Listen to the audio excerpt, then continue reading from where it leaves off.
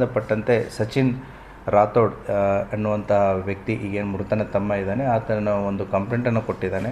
ಏನಂದರೆ ಈತನನ್ನು ಸತೀಶ ಸುಮಾರು 1.5 ವರ್ಷದ ಹಿಂದೆ ಇವರು ಮಾಡ್ತಾ ಇರುವಂಥ ಆರೋಪಿಯಾದಂತಹ ರಮೇಶ್ ಲಮಾನಿ ಅಂತ ಏನಿದ್ದಾರೆ ಅವರ ಮಗಳನ್ನು ಮದುವೆ ಆಗ್ತೀನಿ ಅಂತಂತ ಹೇಳಿ ಮನೆಯಲ್ಲಿ ಹೇಳಿರ್ತಾನೆ. ಅದೇ ರೀತಿ ಮನೆಯವರು ಹೋಗಿ ಅವರ ಮನೆಗೆ ಹೆಣ್ಣು ಕೊಡೋದಕ್ಕೆ ಕೇಳಿರ್ತಾರಂತೆ.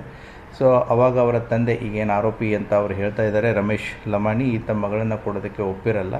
ಆ ಹಿನ್ನೆಲೆಯಲ್ಲಿ ಮನಸ್ತಾಪ ಆಗಿರುತ್ತೆ ಮತ್ತು ಅದೇ ವಿಚಾರದಲ್ಲಿ ಅವರ ಮಗಳು ಬಾವಿಯಲ್ಲಿ ಬಿದ್ದು ಸುಸೈಡ್ ಮಾಡ್ಕೋತಾಳೆ ಅಂತಂತೇಳಿ ಕಂಪ್ಲೇಂಟಲ್ಲಿ ಹೇಳಿದ್ದಾರೆ. ಆ ಹುಡುಗಿ ಮೊನ್ನೆಗೆ ತೀರ್ಕೊಂಡು 1 ವರ್ಷ ಆಯಿತು. ಸೊ ಆ ಹಿನ್ನೆಲೆಯಲ್ಲಿ ನಿನ್ನೆ ಇವನೇನು ಈಗ ಮೃತನಾದಂತಹ ಸತೀಶ್ ರಾಥೋಡ್ ಏನಿದ್ದಾನೆ ಈತ ಅರಕೇರಿ ತಾಂಡಾದಿಂದ ತನ್ನ ವೆಹಿಕಲಲ್ಲಿ ಹೋಗ್ತಾ ಇರಬೇಕಾದ್ರೆ ಈಗ ಆರೋಪಿತನ ಮನೆಯ ಹತ್ತಿರ ಆತನ ಕಾರ್ಗೆ ಅಡ್ಡಗಟ್ಟಿ ಗುಂಡನ್ನು ಹಾರಿಸಿ ಚಾಕುವಿನಿಂದ ತಿವಿದು ಕೊಲೆ ಮಾಡಿದ್ದಾರೆ ಅಂತಂತೇಳಿ ಒಂದು ಕಂಪ್ಲೇಂಟನ್ನು ಕೊಟ್ಟಿದ್ದಾರೆ. ಆ ಹಿನ್ನೆಲೆಯಲ್ಲಿ ನಾವು ಆರೋಪಿತನನ್ನು ಪರಿಶೀಲಿಸಿದಾಗ ಕೂಡ ಆತನಿಗೂ ಕೂಡ ಬಾಡಿಯಲ್ಲಿ ಇಂಜುರಿ ಆಗಿದೆ, ಕಿವಿಗೆ ಇಂಜುರಿ ಆಗಿದೆ, ಸ್ಟ್ಯಾಬ್ ಇಂಜುರೀಸ್ ಇದೆ. ಆತನನ್ನು ಯಶೋಧರ ಹಾಸ್ಪಿಟಲ್ದಲ್ಲಿ ಈಗ ಅವನಿಗೆ ಸರಿಯಾದಂಥ ಚಿಕಿತ್ಸೆ ಆಗಿ ಆತನ ಕಂಡೀಷನ್ನು ಕೂಡ ಸ್ಟೇಬಲ್ ಆಗಿದೆ.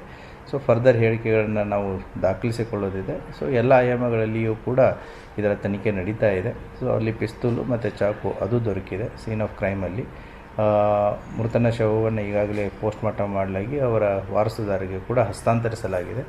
ಸೊ ಈಗೇನು ಆರೋಪಿತರಂತ ಕೊಟ್ಟಿದ್ದಾರೆ ಅವರು ಆಸ್ಪತ್ರೆಯಲ್ಲಿದ್ದಾರೆ. ಸೊ ಅವರನ್ನು ರಿಕವರಿ ಆದ ತಕ್ಷಣವೇ ಅವರ ಹೇಳಿಕೆಯನ್ನು ದಾಖಲು ಮಾಡಿ ಫರ್ದರ್ ತನಿಖೆಯನ್ನು ಮಾಡಲಾಗುವುದು.